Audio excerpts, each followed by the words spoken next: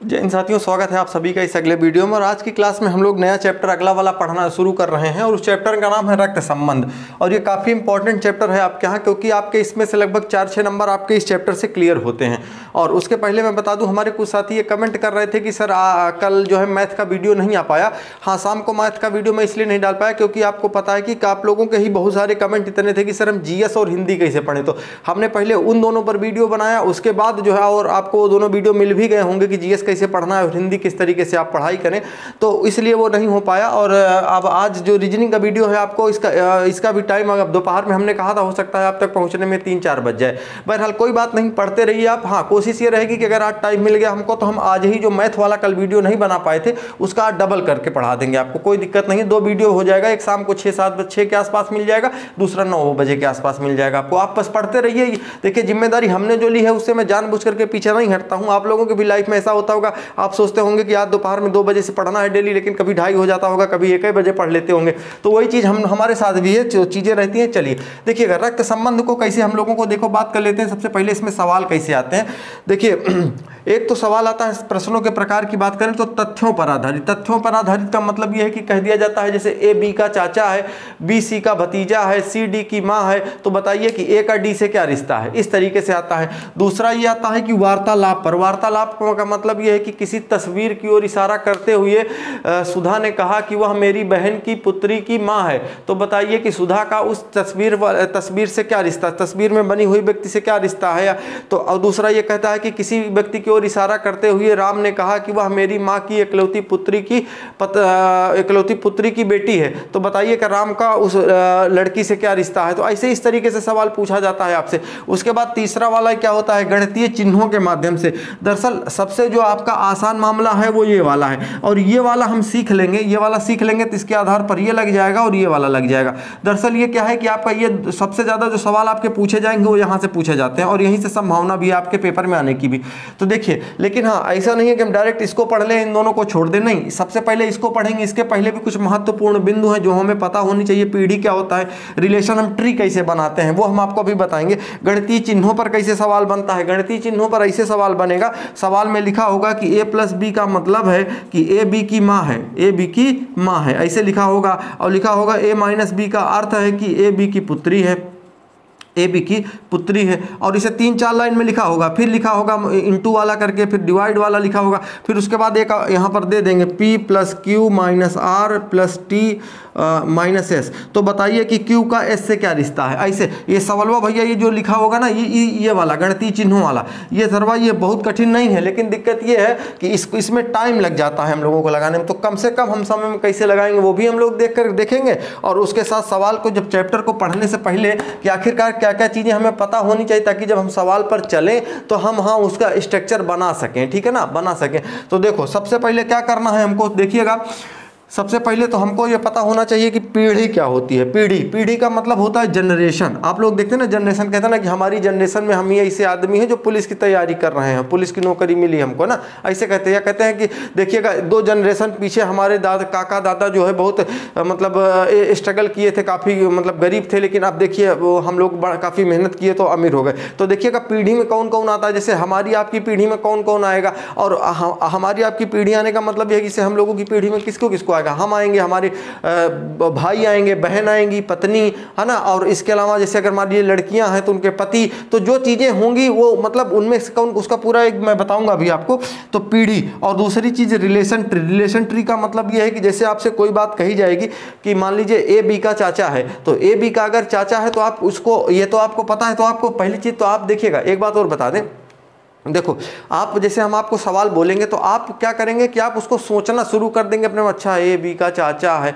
आपको देखो सोचना नहीं है, आपको सीधे सीधे उसको कॉपी में बना देना है, फिर उसके बाद जो भी होगा वो देखा जाएगा। देखो भैया, हम क्या करते हैं, इसको एक ट्री बनाते हैं। ट्री आप इसको समझ आ जाएगा तो आप समझ लीजिए 60% काम आपका हो गया। आप अगर ये रिलेशन ट्री समझ गए तो आपका मान लीजिए काम 60% हो जाएगा। देखिएगा, मैं एक यहाँ पर व्यक्ति लिख देता हूँ जिनका नाम है रमेश, यहाँ पर लिख दिया मैंने रमेश, ठीक है, रमेश लिख दिया हमने। अब क्या होगा कि जैसे पीढ़ी होगी, पीढ़ी, तो पीढ़ी दर पीढ़ी जो सवाल बनेंगे आपके वो किस तरीके से बनेंगे। देखिए जैसे रमेश हो गया ये, देखिए सबसे पहली चीज़ तो ये है कि जो भी व्यक्ति पुरुष होंगे, जैसे जो भी व्यक्ति पुरुष होंगे और दूसरा व्यक्ति कौन होंगे, महिला होंगी। देखिए जैसे व्यक्ति का मतलब, जैसे हम व्यक्ति शब्द इस्तेमाल कर रहे हैं तो आपको लग रहा होगा कि व्यक्ति का मतलब क्या होता है, पुरुष होता है। देखिए व्यक्ति का मतलब पुरुष नहीं होता, व्यक्ति का मतलब महिला और पुरुष उसमें दोनों आते हैं।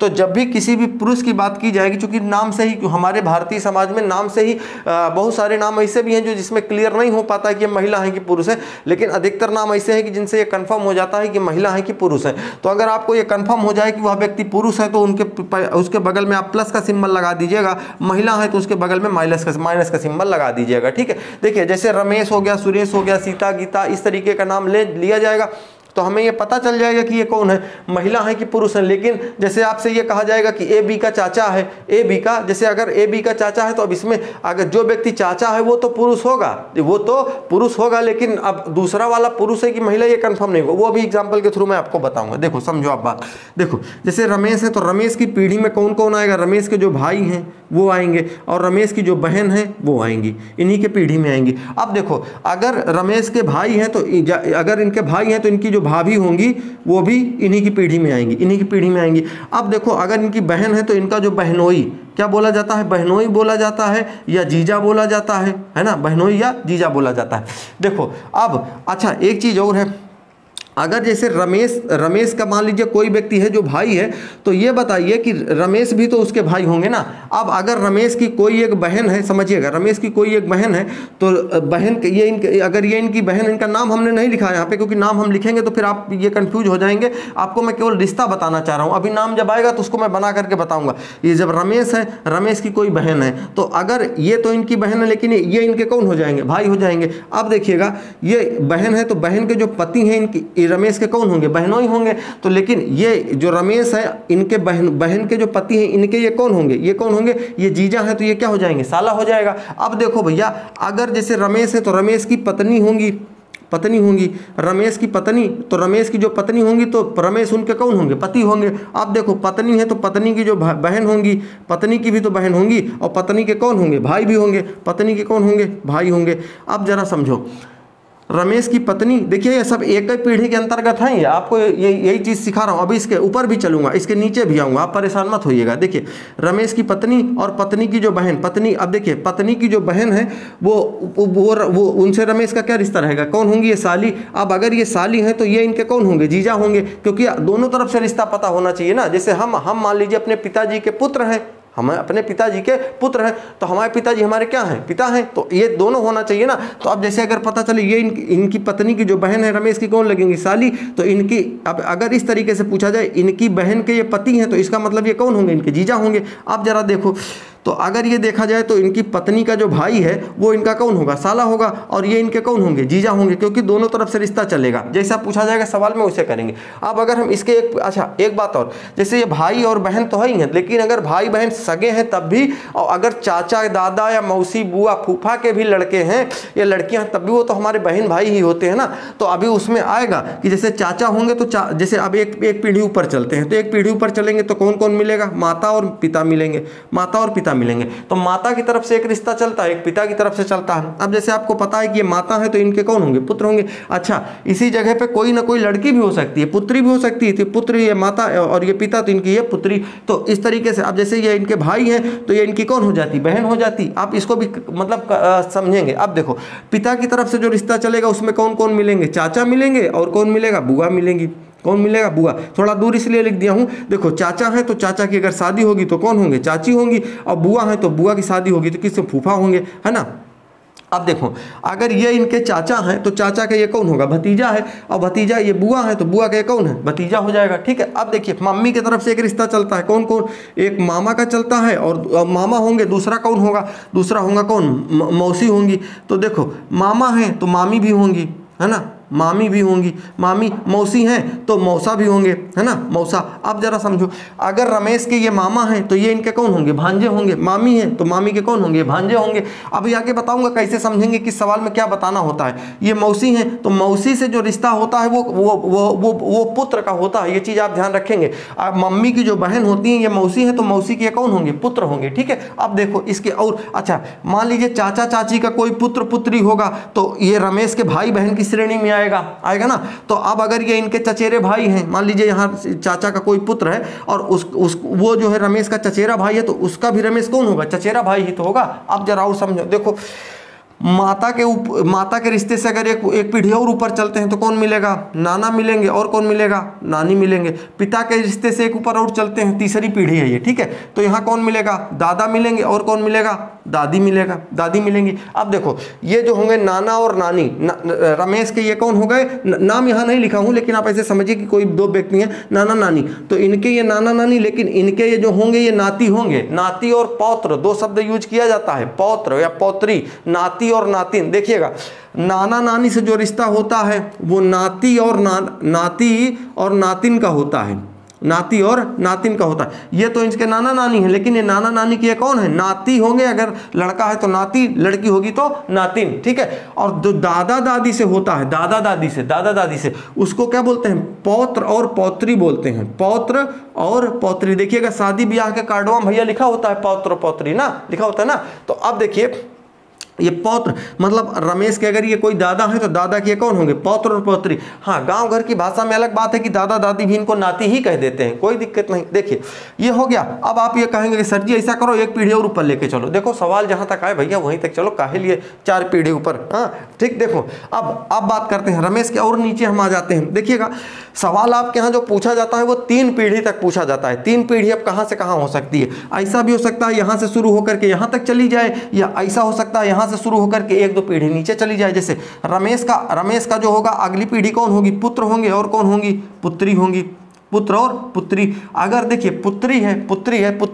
पुत्री की जब शादी होगी तो पुत्री को के पति को क्या कहेगा, रमेश दामाद कहेगा, क्या होगा, दामाद। अब अगर इसका दामाद तो ये इनके कौन होंगे, ससुर होंगे। अब अगर ये पुत्र है तो पुत्र की जब शादी होगी तो बहरहाली पुत्र तो इनके पिता, अब ये इनको क्या कहेगा, बहू कहेगा। और इनके पुत्र की जो पत्नी होंगी उसको क्या बोलेंगे, बहू बोलेंगे, है ना। और उसके बाद जो है इनको ये रमेश को ये क्या बोलेंगे, रमेश को क्या बोलेगी, ये ससुर बोलेगी। और उसके बाद ये इनके क्या होंगे, सास होंगे। मतलब इनके जो पुत्र हैं, रमेश के पुत्र की जो पत्नी होंगी उनके रमेश क्या होंगे, ससुर होंगे। और ये रमेश की पत्नी कौन होंगी, सास होंगी, ठीक है ना। देखिए इतना तो आपके समझ में आ ही रहा है ना। अब देखो इसके बाद अगर हम और चीज़ें देखें, जैसे अब आप ये कहेंगे कि अगर इसके आगे की चीज़ें हम अगर देखना चाहें तो कैसे देखेंगे। देखो जैसे अगर पुत्र पुत्री हैं तो मान लीजिए इसके नीचे और ले चलते हैं। पुत्र, अगर मान लीजिए पुत्री का कोई पुत्र हुआ या पुत्री हुई तो उसको क्या बोलेंगे, तो उस हिसाब से तो ये रमेश कौन हो जाएंगे, उसकी पुत्री के कौन हो जाएंगे, नाना हो जाएंगे कि नहीं हो जाएंगे, नाना होंगे ना। क्योंकि अगर पुत्री के कोई भी पुत्र हुआ या पुत्री हुई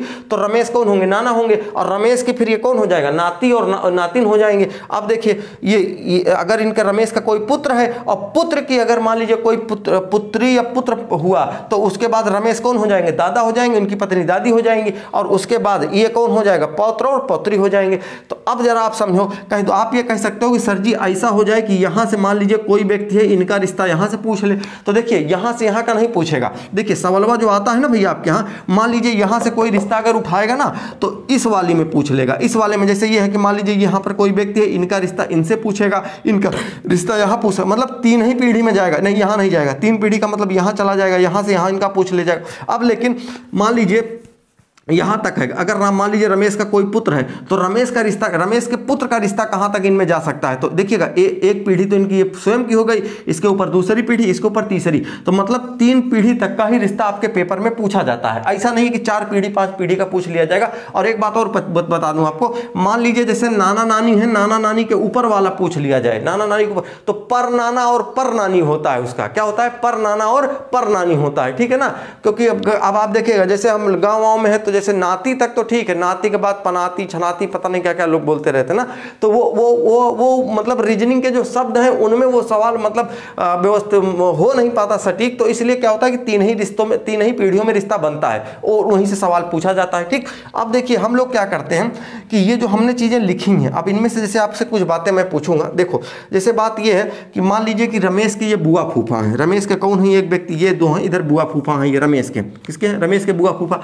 ये बताओ रमेश के अगर ये बुआ फूफा है तो रमेश उनका कौन होगा? इसका मतलब ये है कि भतीजा होगा, भतीजा होगा ना, भतीजे तो कहा जाता है। अब अगर भतीज कहा जाएगा, भतीजा कहा जाएगा, तो अगर मान लीजिए रमेश का कोई भाई है, रमेश का कोई भाई है तो उसके भी तो ये बुआ फूफा होंगे, बुआ फूफा, और उसके बुआ फूफा के भी ये कौन होंगे, भतीजा होगा या भतीजी होगी। अगर मान लीजिए इनके रमेश की कोई बहन है तो वो भतीजी होगी, और रमेश का कोई भाई है तो वो कौन हो जाएगा, वो हो जाएगा इनका कौन भतीजा हो जाएगा। अब देखो अगर मान लीजिए रमेश के कोई चाचा का लड़का है, रमेश के कोई चाचा का लड़का है, वह व्यक्ति रमेश का तो भाई हो जाएगा, और रमेश के जो बुआ फूफा होंगे उस लड़के के भी तो बुआ फूफा वही व्यक्ति होंगे ना, तो और अब उसके बुआ फूफा तो उसका वो भतीजा होगा अगर, तो वो लड़का भी रमेश के बुआ फूफा का भतीजा हो जाएगा। ठीक है, अब देखो इधर अगर मामा मामी की हम बात करें या मौसी मौसा की बात करें, तो अगर रमेश की मान लीजिए रमेश है जैसे मान लीजिए, और रमेश का मान लीजिए कोई भाई है या बहन है, बहनोई। अच्छा एक चीज़ और बता दें आपको, जैसे मान लीजिए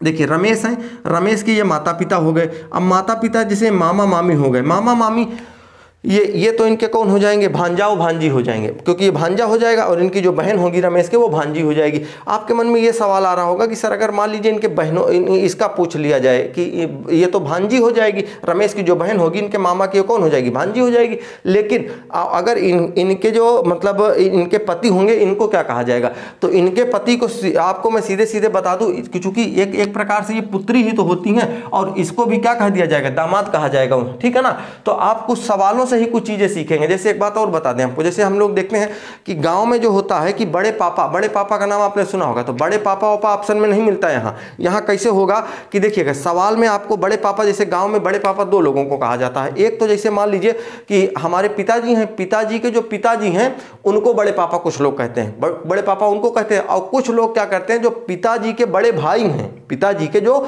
बड़े भाई हैं उनको बड़े पापा कहते हैं। तो आपको मैं बता दूं दोनों में, अगर पिताजी के पिताजी हैं तो उनका ऑप्शन दादा और दादी मिलेगा यहाँ पर, और पिताजी के अगर कोई बड़े भाई हैं, पहली चीज तो सवाल में भाई अगर लिखा है तो वहां पे चाचा ही मिलेगा।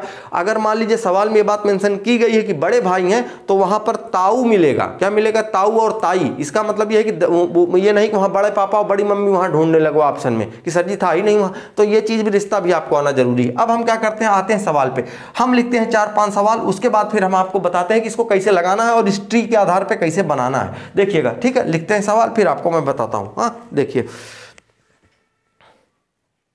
चलिए देखिएगा, ये सवाल हमने लिखा है, इन सवालों को हमको किस तरीके से उसी स्ट्रक्चर पर लगाना है, मतलब जो हमने तरीका बताया था उसी तरीके से इसको लगाना है।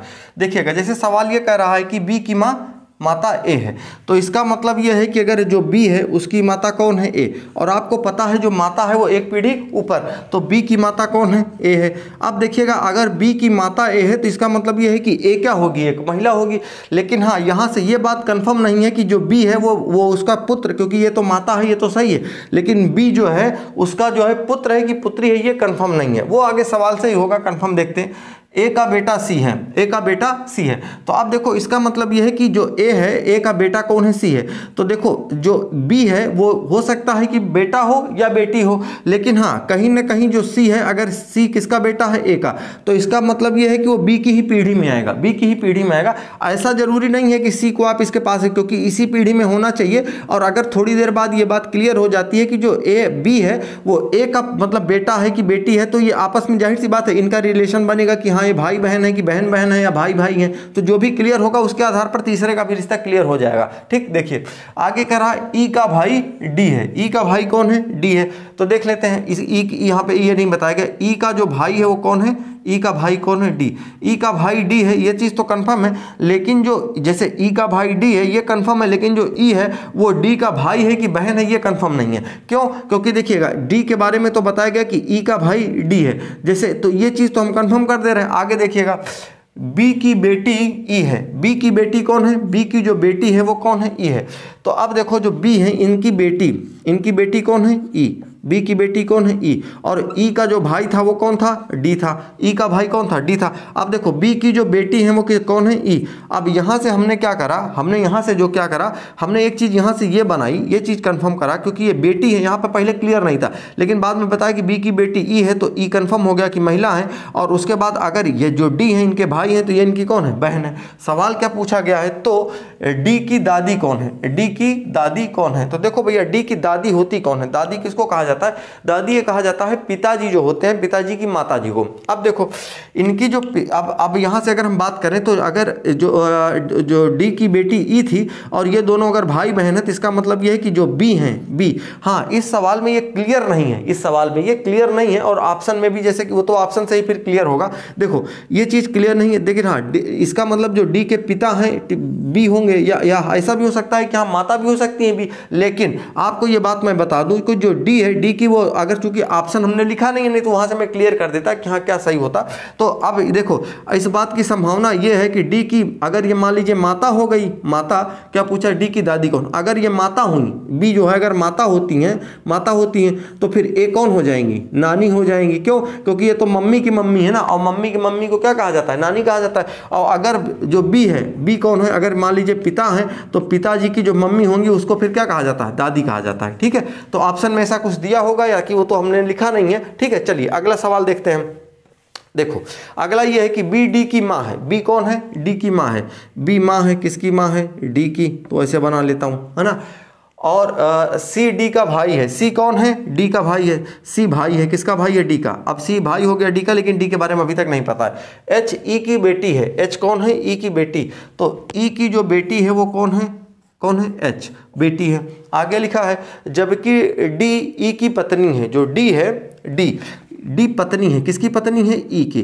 अब अगर ये बताइए ये पत्नी है तो इसका मतलब ये पति होगा कि नहीं होगा। और ई की पुत्री कौन थी, एच थी, इसको वैसे बना लेंगे। और जो ई की पुत्री एच है वो डी की भी पुत्री होगी, क्योंकि हम अपने मतलब पापा के भी बेटे हैं और मम्मी के भी बेटे हैं, है ना। तो देखो, और जब भी कभी पति और पत्नी का यहाँ रिश्ता दर्शाया जाए तो वहाँ पर आप डबल बॉन्ड लगा दीजिएगा, ताकि ये पता चलता रहे कि हाँ ये पति पत्नी है। क्योंकि भाई बहन में तो सिंगल बॉन्ड रहता है, तो ये पता चलता है, जैसे माइनस लिखा है यहाँ प्लस लिखा, तो ये पता है कि अगर ये भाई है तो ये बहन होगी उसकी। ठीक, आगे देखो अब सवाल में क्या कर रहा है, जबकि डी की पत्नी है तो ई का सी से क्या रिश्ता है। देखिए यहाँ पर दो सवाल आपसे पूछे जाएंगे। जैसे पूछा गया है कि ई का सी से क्या रिश्ता है, क्या रिश्ता है, ई का सी से क्या रिश्ता है। दूसरा सवाल ये पूछा जा सकता है सी का ई से क्या रिश्ता है, ई से क्या रिश्ता है। देखने में दोनों वैसे ही लग रहा होगा आपको, रिश्ता है। तो देखो अब देख ले, सबसे पहले क्या करते हैं, ई का सी से क्या रिश्ता है, सी से।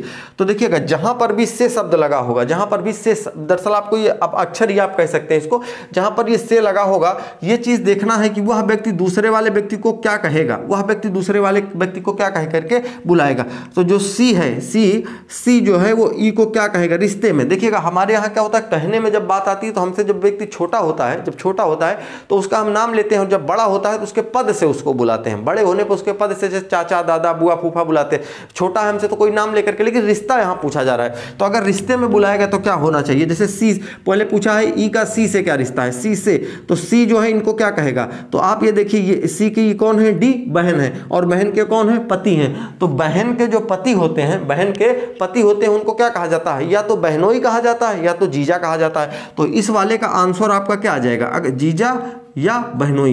एक ही व्यक्ति को कुछ जगह बहनोई बोला जाता है, कुछ जगह जीजा बोला जाता है, अधिकतर जगहों पे जीजा ही बोला जाता है। अब देखो अगला सवाल ये कहा जाता है कि ई का सी का ई से क्या रिश्ता है, ई से। अब आप ये देखिए अगर से ई की तरफ लगा है तो जो ई है वो सी को क्या कहेगा। तो आप जरा देखो रिश्ता यहाँ से बनाना सीखो कैसे।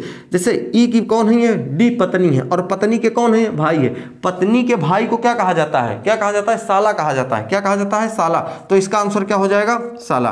तो अब देखिए अगर ये जैसे दो सवाल, ई का सी से क्या रिश्ता है और ई सी का ई से। तो देखिए से जहां पर भी लगा होगा, समझ लीजिए से जहां पर भी लगा होगा, ये सोच लीजिएगा कि वो व्यक्ति जो दूसरा वाला व्यक्ति बच रहा है उसको क्या कह करके बुलाएगा। जैसे सी से पूछा था तो सी इनको ई को क्या कह करके बुलाएगा। तो ये हो गई बहन, और बहन के कौन है, भाई। तो बहन के भाई को सॉरी बहन के भाई नहीं, बहन हो गई बहन के पति। तो बहन के पति को क्या कह करके बुलाया जाता है, जीजा या बहनोई। दूसरा ये था कि सी का ई से, तो अब जो ई है वो सी को क्या कह करके बुलाएगा।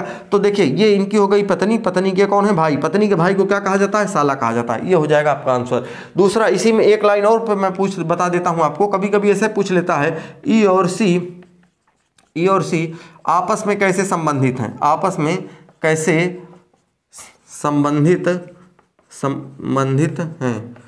गजब की राइटिंग है मेरी, ठीक है। चलो देखो भैया, अब कहा जा रहा है कि ई और सी आपस में कैसे संबंधित है। यहाँ पर तो से लिखा ही नहीं है, तो आपस का मतलब यह है कि ई और सी आपस में किस तरीके का रिश्ता है। तो अगर आपस में पूछा जाए तो दोनों रिश्ते, दोनों का जो होता है एक साथ बता दिया जाता है। तो क्या बता दिया जाएगा, जीजा और साला, जीजा और साला, मतलब एक दूसरे के कौन है, जीजा और कौन है, साले हैं, जीजा और साला या बहनोई साला, ठीक है। जो भी होगा ऑप्शन वो आप लगाएंगे। अगर इस तरीके का ऑप्शन पूछता है, इस तरीके का क्वेश्चन आएगा तो ये आंसर, ऐसा आएगा तो ये वाला आंसर। साला लिखा हुआ था यहाँ पे, ई का सी से क्या रिश्ता है, तो जीजा और बहनोई, ठीक है। आगे देखिएगा, देखिए अगला सवाल ये है कि बी का भाई ए, बी का भाई कौन है, अच्छा बी का भाई कौन है भाई, बी का भाई ए है, ठीक है। आगे कह रहा है कि डी का पिता है सी, डी का पिता कौन है, डी का जो पिता है वो कौन है, सी है।